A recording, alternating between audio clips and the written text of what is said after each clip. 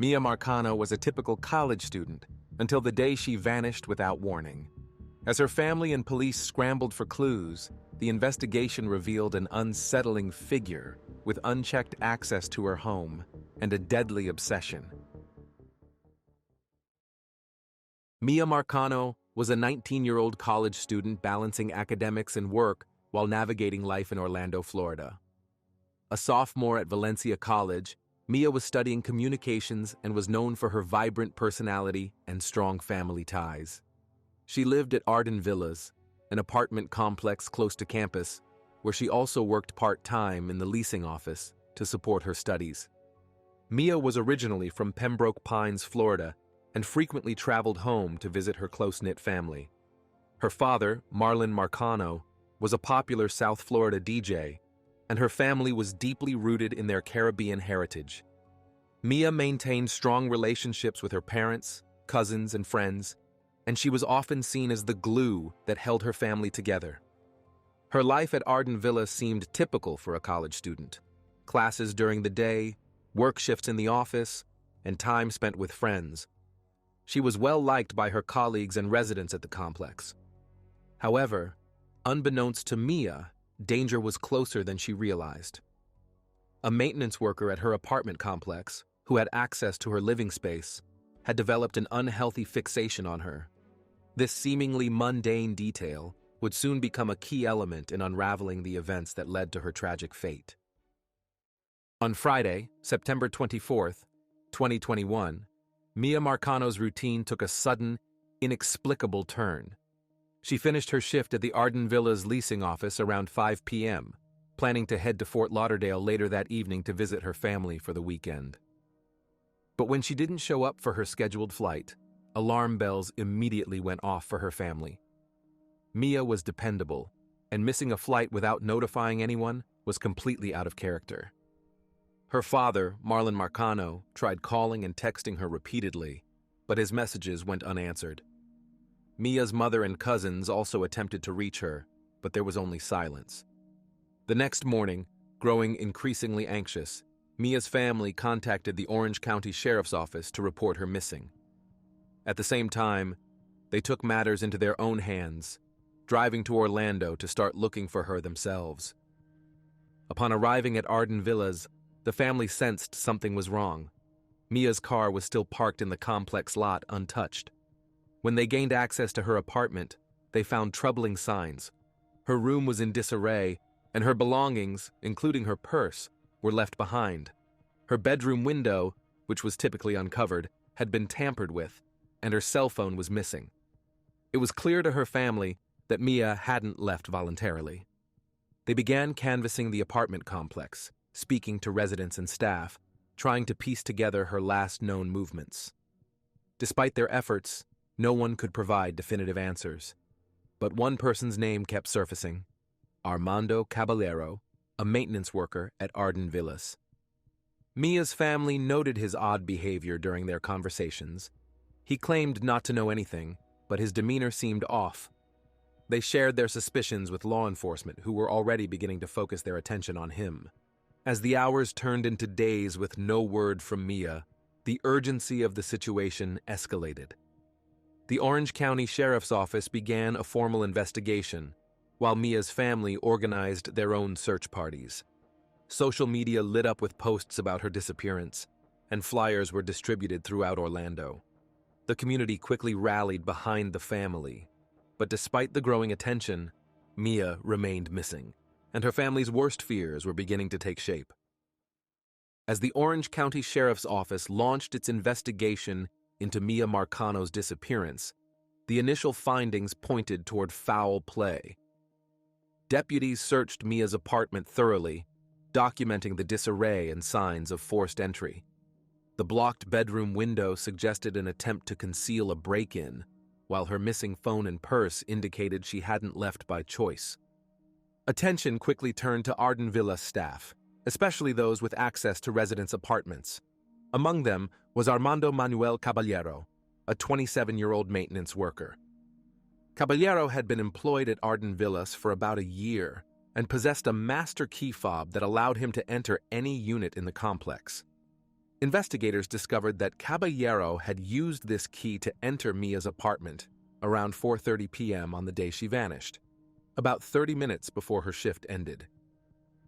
This unauthorized access raised immediate concerns. When questioned by law enforcement on September 25th, Caballero claimed he last saw Miya at 3 p.m., stating their interaction had been brief and uneventful. However, surveillance footage and electronic key records contradicted his story. Investigators noted that Caballero's car was parked near Mia's building at suspicious times, further implicating him in her disappearance. Adding to the suspicion was Caballero's history with Miya. Multiple friends and co-workers reported that he had made unwanted romantic advances toward her, which she repeatedly rejected. Miya had even confided in family members about feeling uncomfortable around him. Despite her clear disinterest, Caballero continued to hover around her workplace and apartment, often finding excuses to interact with her. Law enforcement deepened their inquiry into Caballero's past, uncovering prior complaints from female residents at other apartment complexes where he had worked. Although no formal charges had ever been filed, a disturbing pattern of behavior emerged. As the investigation progressed, Caballero's demeanor grew increasingly suspicious. He stopped cooperating with authorities and avoided further questioning. By September 26th, deputies obtained a warrant to search his apartment and vehicle. While they found items consistent with maintenance work, there was no immediate conclusive evidence linking him directly to Mia's disappearance. The mounting evidence painted a grim picture. Caballero's access to Mia's apartment, his history of inappropriate behavior, and the discrepancies in his story positioned him as the prime suspect. However, before law enforcement could confront him with the full weight of their findings, the case took a sudden and unexpected turn. Caballero had a troubling past that investigators quickly uncovered. Although he had no prior criminal record, former co-workers and residents from other properties where he had worked described patterns of inappropriate behavior, particularly toward young women. He often made them uncomfortable, crossing professional boundaries with unsolicited attention. At Arden Villas, his fixation on Miya had become evident to those around her. She had rejected his advances on multiple occasions, even expressing to friends and family that she found his behavior unsettling. Despite these rejections, Caballero continued to insert himself into Mia's life. He was often seen loitering near the leasing office or around her apartment building without any legitimate work orders. His unauthorized entry into her apartment on September 24th, just before she finished her shift, was not an isolated event.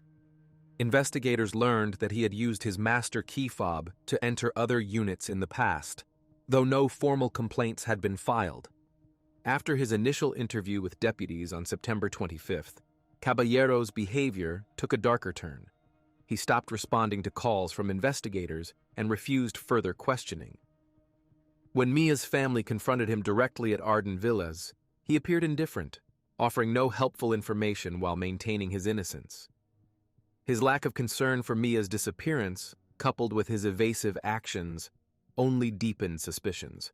On September 26th, law enforcement executed a search warrant on Caballero's apartment and vehicle. Inside his apartment, they found maintenance tools, but nothing immediately tied to Miya. However, his car revealed more disturbing findings. Investigators discovered duct tape, gloves, and a blanket in the trunk, items that could suggest premeditated foul play. Traces of hair fibers and a small blood stain were also collected for forensic analysis, though results were pending at the time. Caballero's phone records and GPS data became the next focus. Detectives traced his movements following Mia's disappearance, noting that he had traveled to several remote locations around Orlando, including abandoned apartment complexes and wooded areas. This behavior, combined with his refusal to cooperate, suggested he was attempting to cover his tracks. On the morning of September 27th, before law enforcement could bring him in for further questioning, the case took a shocking turn. Caballero was found dead inside a garage at an apartment complex in Longwood, about 30 minutes from Arden Villas. He had died by suicide, hanging himself with a belt. His body was discovered by a maintenance worker after he failed to show up for work. Caballero's suicide left investigators with a critical gap. While the evidence pointed strongly to his involvement, his death meant there would be no confession, no trial, and no direct explanation for his actions. However, his final movements and the forensic evidence found in his car and apartment would soon provide the answers that Miya's family and the community desperately sought. With Caballero no longer alive to provide answers, investigators focused on dissecting his movements and personal belongings for clues. His silver Ford Fusion, parked near where his body was found, became the center of forensic analysis. Inside the trunk, deputies found duct tape, gloves, and a blanket, items that suggested preparation for abduction. More critically, forensic teams discovered traces of blood and hair fibers in the vehicle. These samples were expedited for testing, and within days, results confirmed that the DNA belonged to Miya Marcano. Caballero's cell phone provided further insight.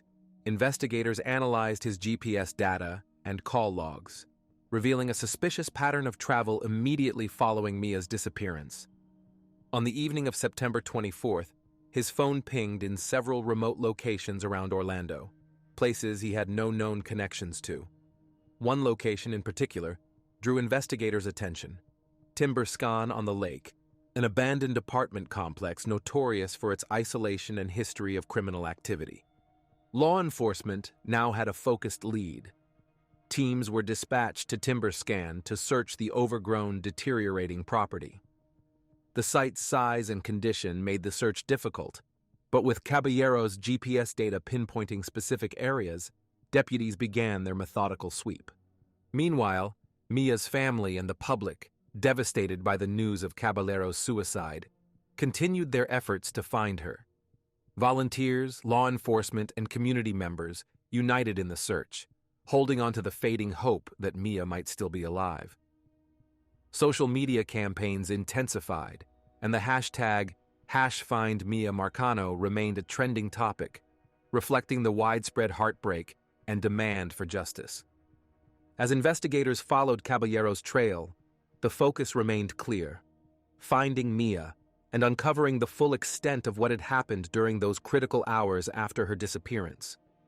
The evidence in Caballero's car and the data from his phone had narrowed the search, and authorities were closing in on the tragic conclusion that awaited them. On October 1st, 2021, search teams descended on Timber Scan. The complex, long neglected, was surrounded by overgrown brush, decaying buildings, and debris.